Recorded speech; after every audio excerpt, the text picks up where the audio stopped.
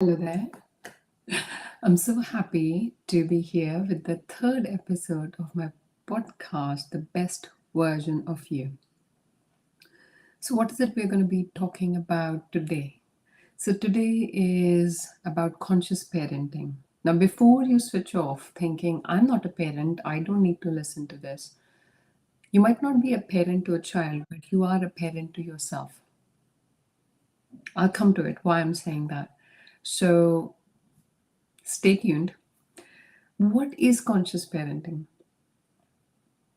We all have needs as a child to be seen, to be heard, to be understood, to feel safe. Our caregivers, parents, teachers, everybody tries their very best in the best circumstances to fulfill those needs. But everybody has their own pain that they're carrying, their own traumas, small, big, silent. And the thing is, anything that you don't heal in yourself, you transmit.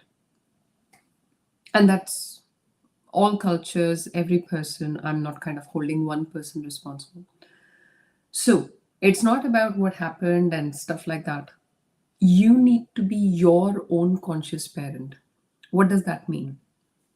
You meet your own unmet needs.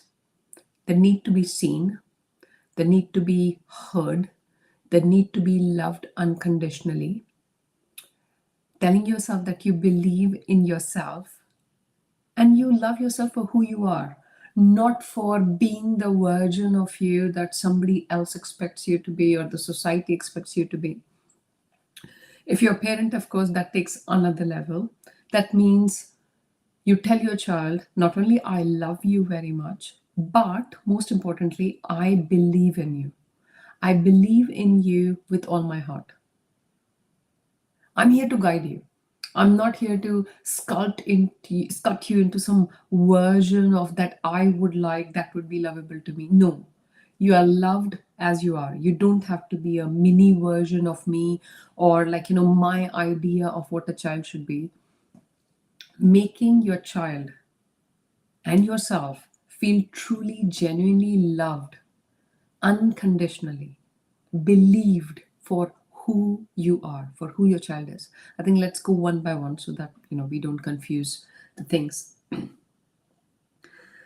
Healing is a very important part, a very important step on the path of being a conscious parent to yourself or to your child. Because the parts of us that are not healed, if you were to imagine like flower, that a flower bud that is blooming, gently blooming. That is how we are, We are souls who have taken up these particular physical, mental, vital complexes. We are here.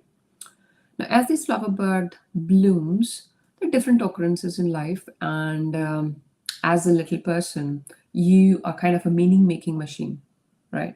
So you are kind of creating a worldview till about 5 years of age. You're constantly in a hypnotic stage, taking everything in, yeah, deleting nothing. This includes everything, the good, the bad, the right, the wrong, people's perception of how things are.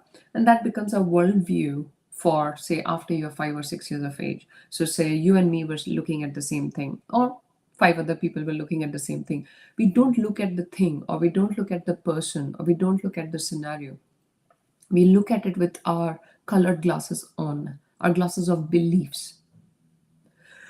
Sorry about that. Can you change that? Beliefs are very long term thinking patterns, and especially deep rooted subconscious beliefs are even deeper. That's where healing comes into play. There are conscious and subconscious modalities. I deal with both.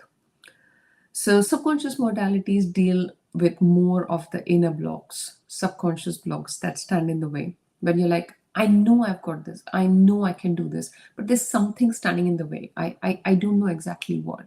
That is generally a subconscious block or a limiting belief. The good news is you can get rid of it. It is not a life sentence, that's it.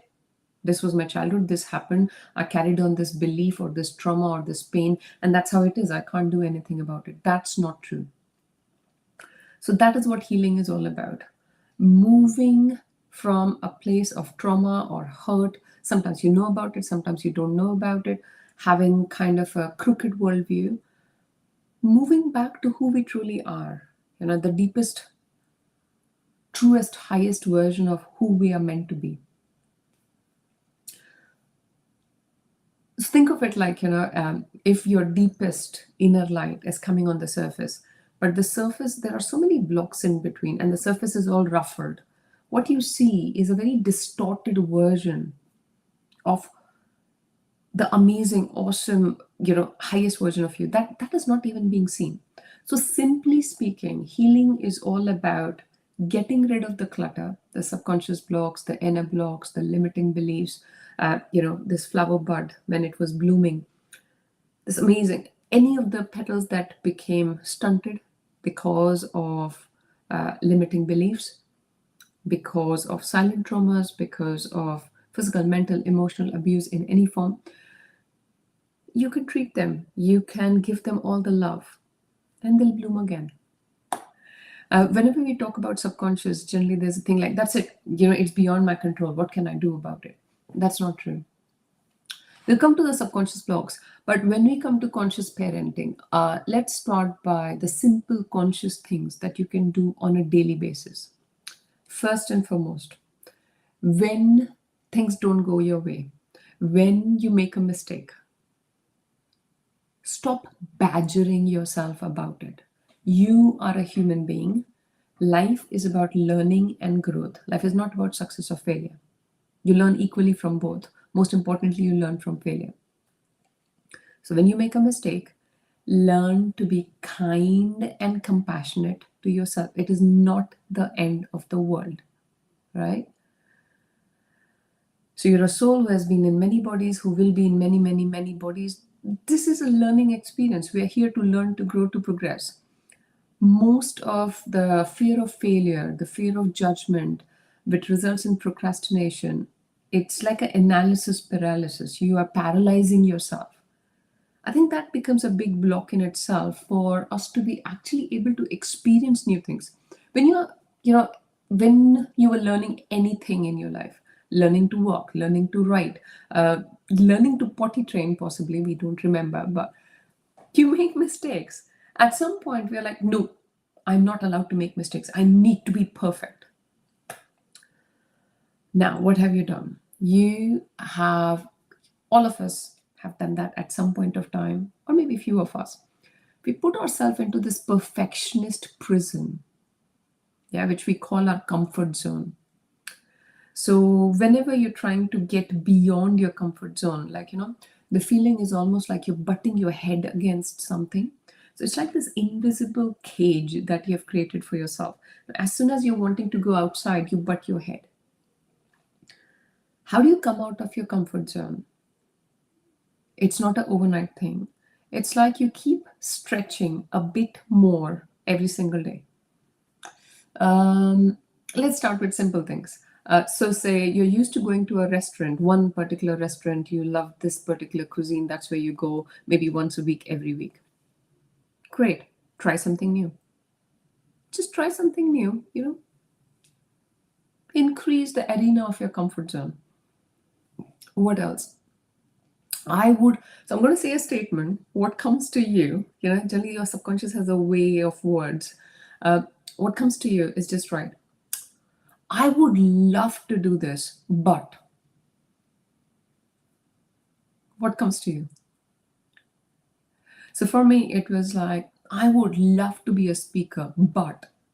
So my biggest but was, who's going to listen to me?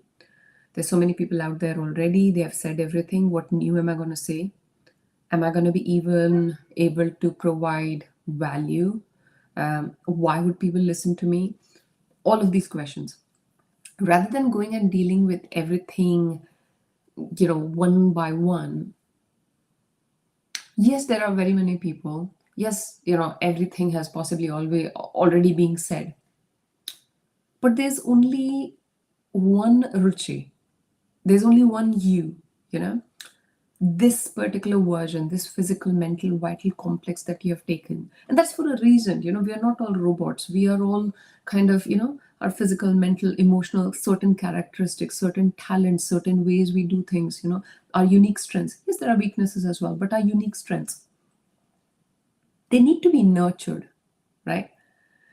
None of us is here to fit into a box like, okay, I've taken this, so I've got a job, I've got a house, I've got this partner, I've got this money, I've got this child. Amazing, great, awesome. What are your unique strengths?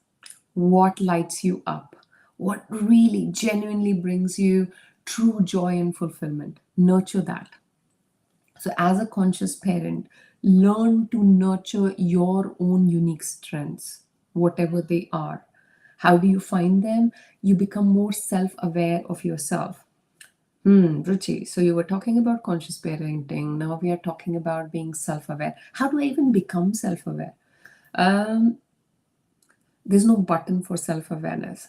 Self awareness is simply getting to understand your miraculous vehicle, right? So, say you go and buy a brilliant computer or a car or anything. You would love to read about it, you would love to understand about it. How can I make the best use of this amazing equipment I've got? Well, this is your amazing equipment. Self awareness is about learning the workings of it. You know, what are your triggers? What gets you triggered? Okay, I felt angry about something that happened. Be intrigued. Okay, I'm feeling angry. So there are two choices. This was a major trigger for me because anger management was a big issue. Not like I was going around doing anything to anybody else. So outwardly, I'm like, okay, all is well, but there's a storm going inside. The simplest thing to do is whatever your emotional trigger is, for somebody it could be anger, for somebody it could be jealousy, for somebody it could be something else.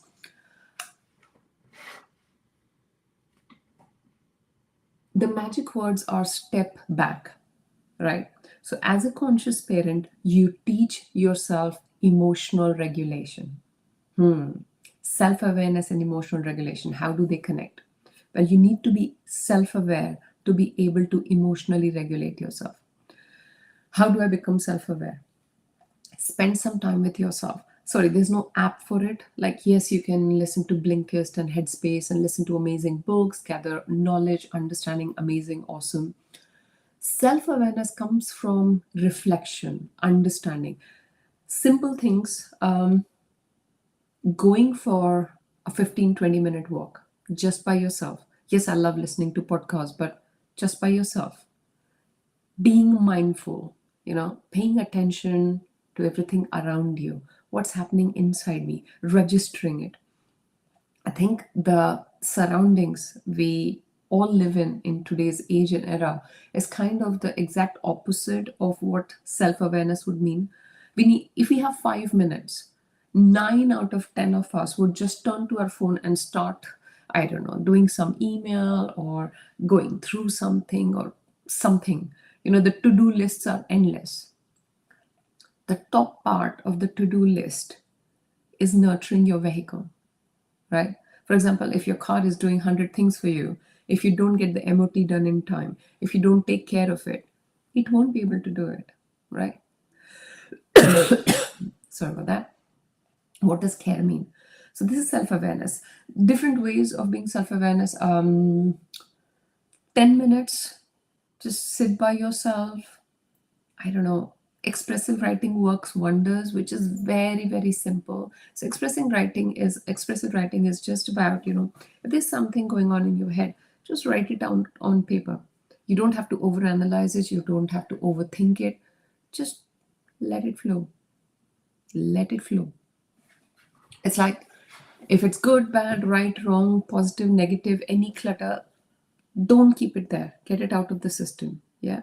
So, like we take the physical trash out of the house, you take the emotional trash out of your system. But at the same time, I'm not saying that you have to numb any emotion. Emotions are there for a reason. Emotions are like messengers. Oh, this is not right. I need to tell you something. I need to register something. So, emotional regulation is very different than numbing emotion. So, say, let me give you a live example, or something happens at work. I am stressed about it. Most of us, what we'll do, let me relax, let me just switch it off, and look at Netflix or read something. It's fine, you can switch off. I'm not saying you can't, but deal with it. Once you are calm enough, deal with it. What's happening? What am I feeling? What are my emotions trying to tell me? Now, generally, when you try doing that, initially there's this ruffle of emotions. You're like, no, no, no, no, just let's just shut it. I don't want to deal with it. We feel all these ruffling emotions when we feel one with the emotion. So I'll give you a simple visual to make the difference between the two. So, say anger, okay, strong impulse of anger comes in. Okay, in the moment, I might not, I reacted to it, whatever happened. Ideally, before you react, you learn to respond. So react is something come, you react. Respond and react are two different things. Response means you step back for a second. Yes, this happened. Let me give myself a moment. And then you come back and respond. A simple visual helps. I'm not saying it changes things overnight, but it's very helpful. Which is like, if you imagine a river flowing in front of you, and you are there. Now, this river has all the emotions and strong feelings. And when you feel that the river is away from you, and yes, there's a strong flow of emotions, but when you step back, when you're looking at it, it's much easier to analyze, even if not analyze, even register, understand, help yourself. Whereas when you're yourself drowning in the river, emotional regulation doesn't even exist. And if you feel, Ruchi, I'm the person who drowns in the river, that was me. Both hands up, me. I'm going to say something which might not go down very well with a few people. Most people in our life, including our caregivers in our early years, they might be amazing, awesome, caring, understanding, very educated, blah, blah, blah, all those things. But the problem is, most people have an emotional maturity somewhere, especially when strong emotions strike, somewhere between 8 to 13 years of age, no matter what the chronological age. So previously, I used to say, why is it that I wasn't taught emotional regulation when I was growing up? But then I was like, maybe my caretakers themselves were never taught about it. It's like, yeah, you learn it by yourself. Yeah. But I think it's an important thing. So when you can teach yourself emotional regulation by being a conscious parent to yourself, if you are a parent to a child, you can teach them emotional regulation as well. So that means, if you're feeling triggered, I don't know, the child is throwing a tantrum, and you're like, if you are a parent, I've got a 3-year old. If your child is throwing a tantrum and if you get sucked into it, that's when you don't know what to do. But when you step back, and then for me to be able to help him emotionally regulate, I need to be able to step back myself. That's how I become a better parent to him. If I am emotionally unregulated, there's no chance I can help him to emotionally regulate. No, I'm not giving him a candy to calm down. No, I'm not giving him. I'm like, once you are stable, calm, composed, sometimes it might not come that very moment. It's okay. Give yourself a couple of minutes. Step back. I think for me, the magic words have been step back. Strong emotion. Don't numb it, don't shut it. Step back and then come back and deal with it.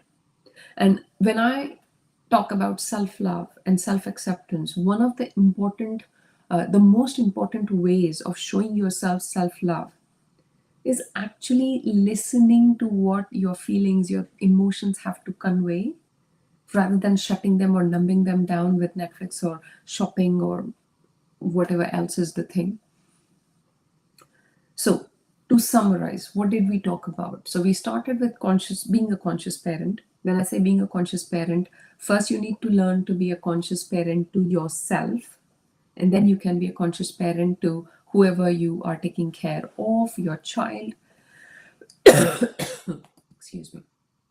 For being a conscious parent, loving yourself unconditionally, accepting yourself with self love and self acceptance, understanding and connecting with your inner child is so important. Because if you're used to shutting down your inner child, shush, don't bother me, shush, I'm busy, guess what you're going to do with your child? The same thing. As I'm saying, when I say these things, I'm not saying I'm a perfect parent by any means. But if you choose to take one step further to better understand yourself, to better regulate yourself, to better heal yourself, you actually are taking steps to becoming a conscious, loving, understanding parent to yourself who can meet your unmet needs. You don't need to look out for validation somewhere. You don't need to wait for the happiness or success to come when so and so happens. Like, the old me would be, yes, I had my Voices of Impact chapter published, and I'm like, yes, I'm a best selling author. Is my happiness dependent on when that happens? The journey is so much more important. Right. So think about, I don't know, something that you're like, yes, if this happens, I'll be the happiest person in the world. Um, uh, uh, um, I don't know, whatever that is for you. For me, it's like, okay, I'm an international speaker. So if this happens tomorrow, like a whole lot of things had to happen. And yes, I'm speaking in Paris in March. But it's not about just that. During the journey, the learnings, the pitfalls, the failures, the triumphs, what I learned, the person I became, that is of so much joy that brings meaning to it, if that makes sense. So, if for you it is some promotion at work, okay, or find that thing in your head. All of us are so uniquely, brilliantly different, and for a reason. So, what that thing for you is. So, if you learn to find joy and learning and growth in the journey, that is the biggest motivation. And learning to celebrate your victories, your wins every little while. So, whenever you have this big goal, you kind of bring it down into small pieces. And when you have achieved that small victory, you celebrate yourself. So, starting your day with self love, self acceptance, celebrating your victories, sometimes even through the day, is so, so, so important. So, for being a conscious parent, all of it makes a part of it. But the most important thing is if you're being, if you're learning to be a conscious parent to yourself, looking at yourself in the mirror, excuse me, even otherwise, and telling yourself, I believe in you. I genuinely believe in you. I commit to reminding you of your unique strengths every single day. Wow, Ruchi, I am so amazingly proud of you. And then you can enumerate, whatever challenges you overcome yesterday, day before. Could be just about anything. This helps nurture your own inner voice. This helps nurture your relationship with your inner child, heal your inner child. If you're looking for an inner child healing meditation on my YouTube channel, I have done numerous inner child healing meditations free of cost. You can literally tune in, have 20 to 30 minutes of your time and go in. They are really nurturing, very, very loving for your inner child. So if you want to be a conscious parent to yourself, to your child, healing is so, so, so important. If you're wanting to form a genuine connection with yourself, with anybody else, with your child, your partner, your parent, We need to come from a place of compassion and non judgment, because you can only connect with compassion. If you hold judgment against anyone, yourself, somebody else, parent, partner, child, work colleague, anybody, judgment is like this wall. You can never form a genuine connection. What does compassion mean? Ruchi, you know what? Such person, this so and so to me, and this appalls me. There's no way I can feel compassion to them. Compassion is not about letting that person off the hook. It's about letting you off the hook. When you hold on to the negativity of it, it's like poisoning your system. Nothing's happening to them. It's about cutting this negative emotional cord.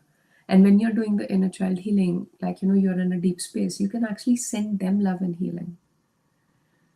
Any negativity that you hold, any judgment that you hold, any hurt that you hold from however back, 5 years, 10 years, 15 years, 20 years, I was this person. Like, I'm having a bath.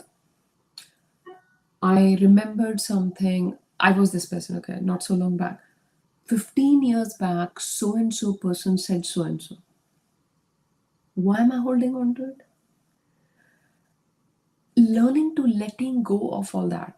See, the whole purpose you're here is to embrace the truest, to bring out the truest and highest version of yourself, letting go of all the layers of judgment and limiting beliefs and subconscious blocks, or being in the cage of other people's opinions, needing validation from other people.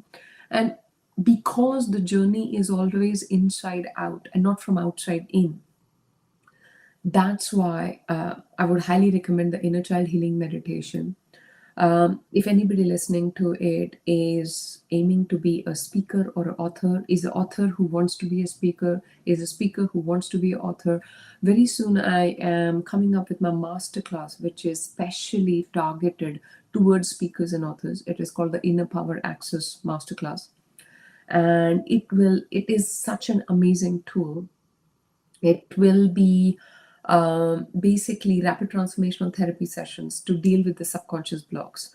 So, if you're an author wanting to be a speaker, oh my God, I've got fear of public speaking. Oh my God, I've got fear of judgment, fear of failure, procrastination.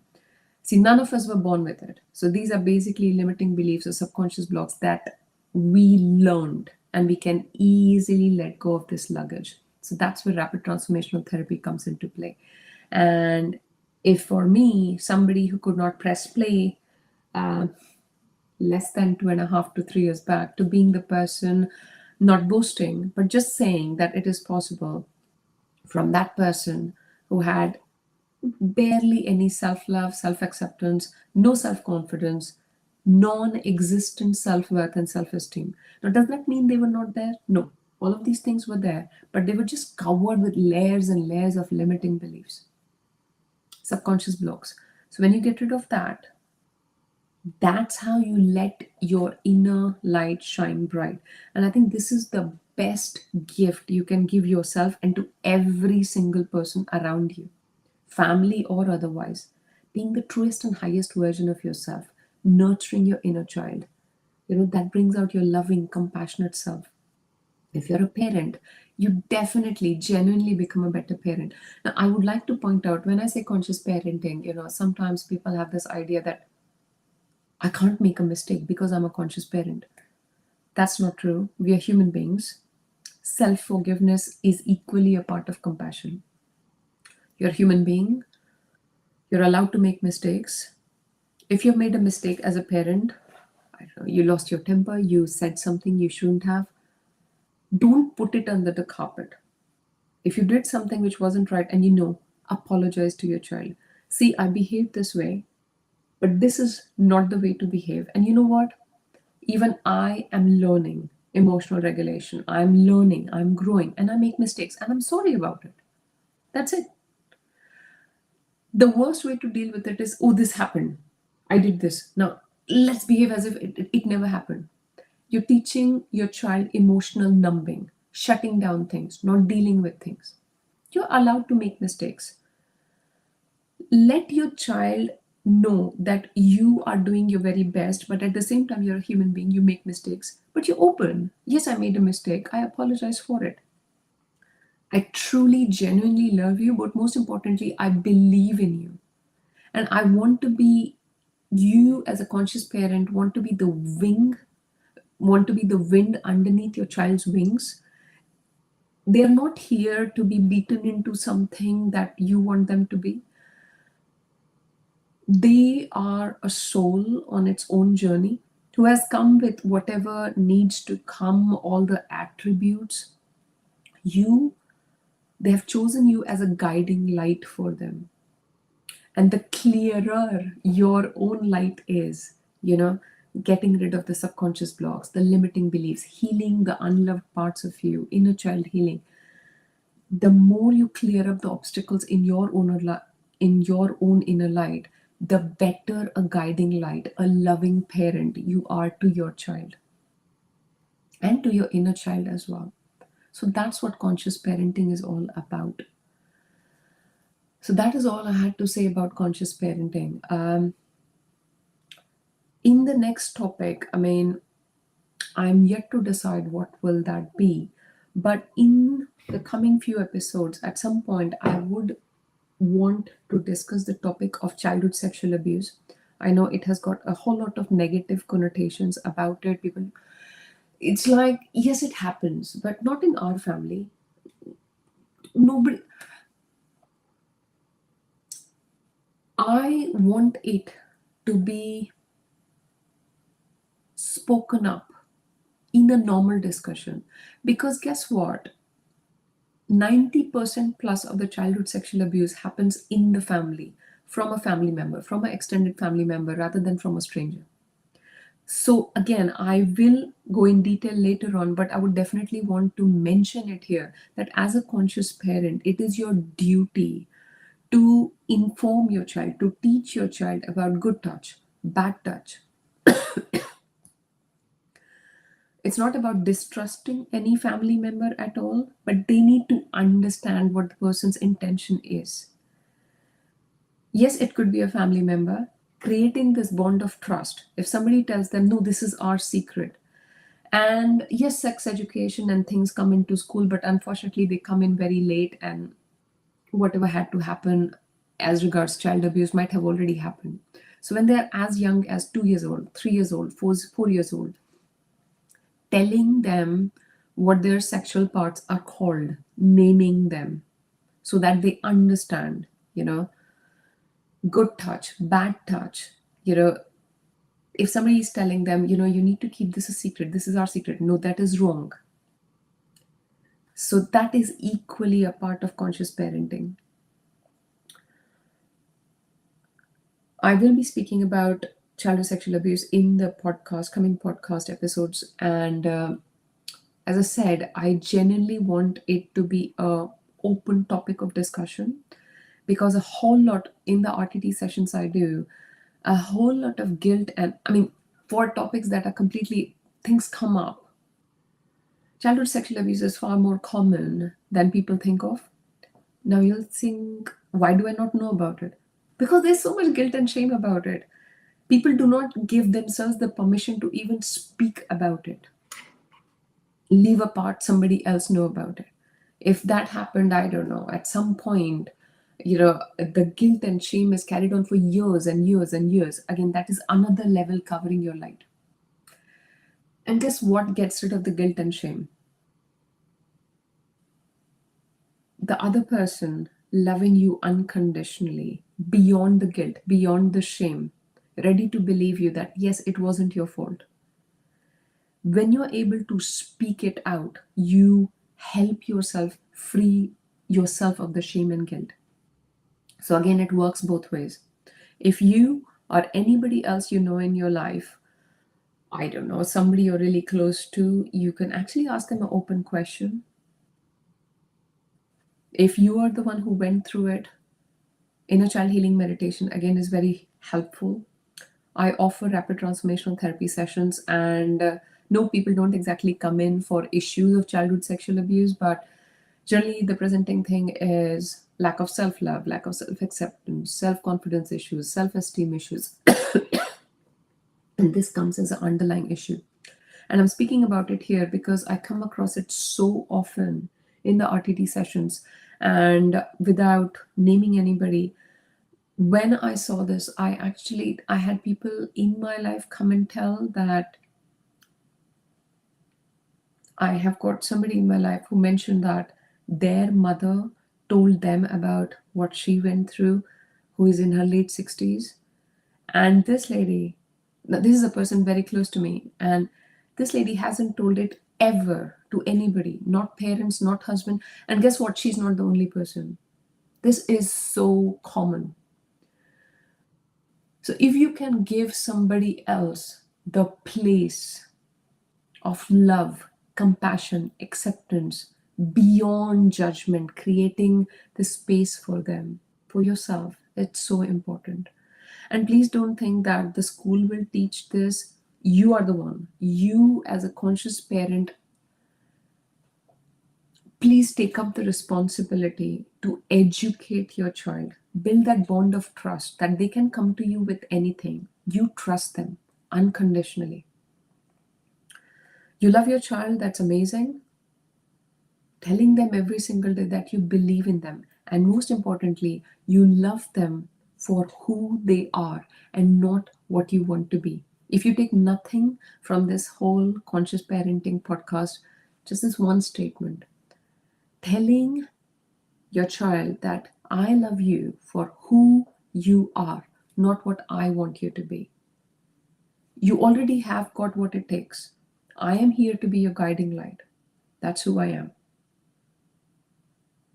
Self healing, self love, self acceptance, self awareness is extremely important for being the best version of your own conscious parent and the conscious parent to your child.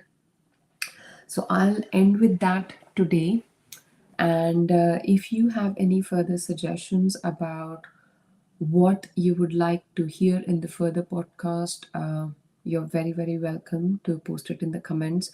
This is going live on LinkedIn and YouTube, and I'll also be posting the link on Facebook.